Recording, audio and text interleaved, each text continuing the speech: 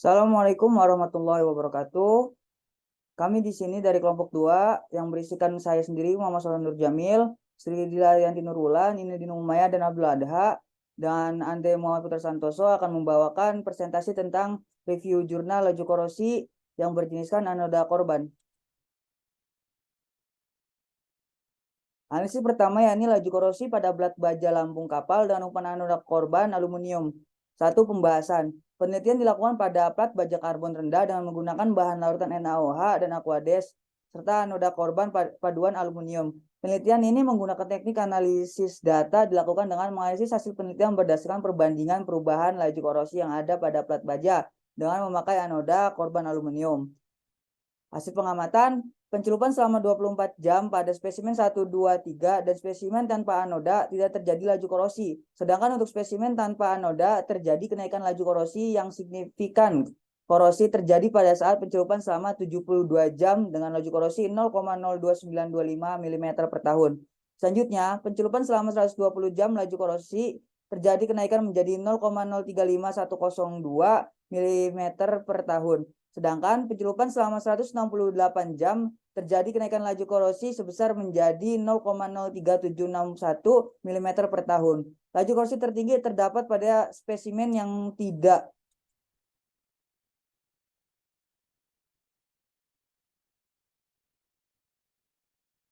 Kesimpulannya, yang pertama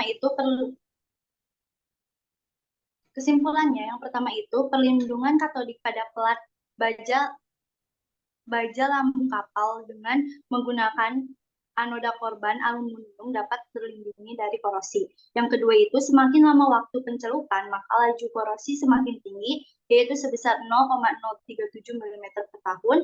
Lalu pencelupan 168 jam pada sampel tanpa perlindungan anoda. Yang ketiga itu gesekan pelat dengan larutan berpengaruh terhadap laju korosi baik pada pelat yang diberi perlindungan katodik maupun pelat dengan tanpa perlindungan katodik. Yang keempat itu semakin tinggi laju korosi pada anoda korban, maka semakin rendah laju korosi pada plat baja yang dilindungi anoda korban.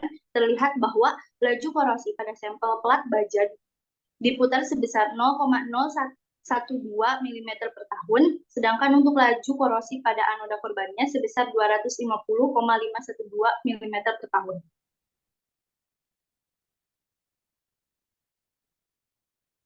Untuk pembahasannya itu, dari judul Jurnal Analisis Pengendalian Korosi pada Permukaan Basah Kapal Baja dengan menggunakan zinc anoda, kapal terbuat dari baja, komponen utamanya adalah besi. Besi adalah elemen positif elektrokimia yang memiliki kecenderungan untuk melepaskan elektron untuk menjadi ion bebas.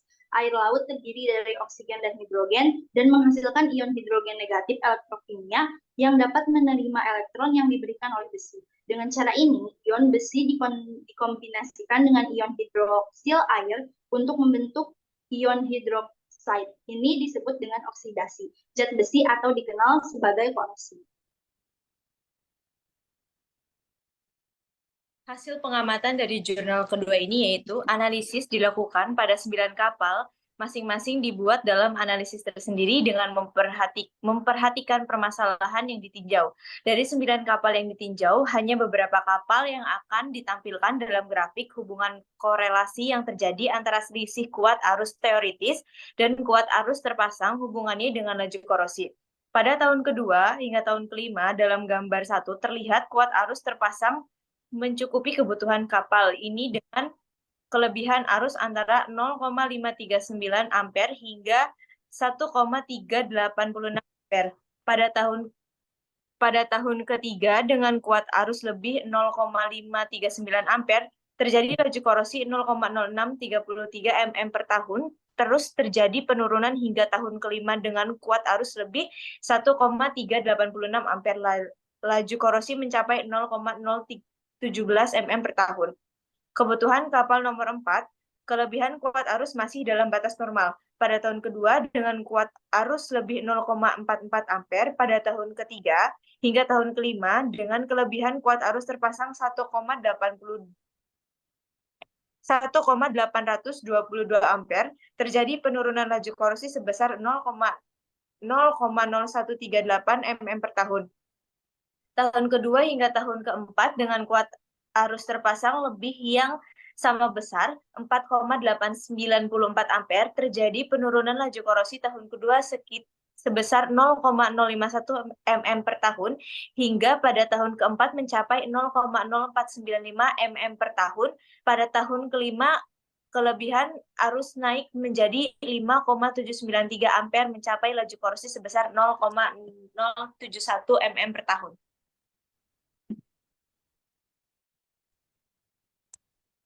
Berdasarkan hasil review jurnal kedua dapat diambil kesimpulan yang pertama, kebutuhan kuat arus terpasang tidak boleh kurang dari kuat arus secara teoritis.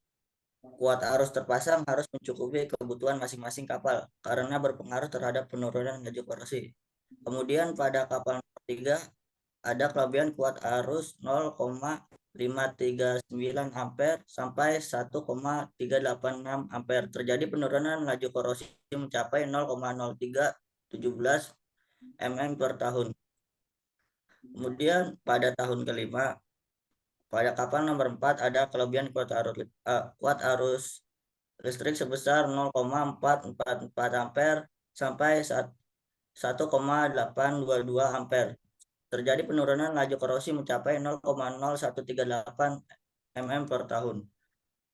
Dan selanjutnya pada tahun kelima, pada kapal nomor 9 ada kelebihan kuat arus sebesar 4,894 ampere sampai 5,793 ampere. Terjadi penurunan laju korosi mencapai 0,0371 mm per tahun pada tahun kelima.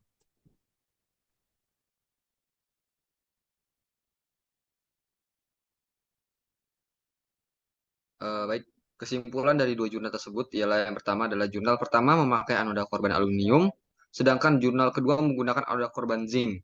Yang kedua, analisis jurnal pertama tidak menggunakan kuat arus listrik sehingga pada analisis jurnal pertama mengalami laju korosi lebih cepat dibandingkan jurnal kedua yang menggunakan arus listrik.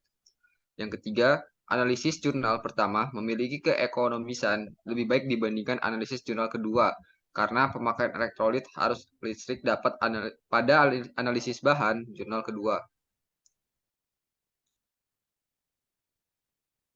Dan yang terakhir, pada analisis jurnal pertama, terjadi laju korosi lebih cepat sebesar 250,512 mm per tahun, sedangkan analisis jurnal kedua mengalami laju korosi mencapai 0,0371 mm per tahun dikarenakan penggunaan elektrolit. Baik, sekian presentasi dari kami. Jikalau ada kesalahan kami mohon maaf. Akhirul kalam, wassalamualaikum warahmatullahi wabarakatuh.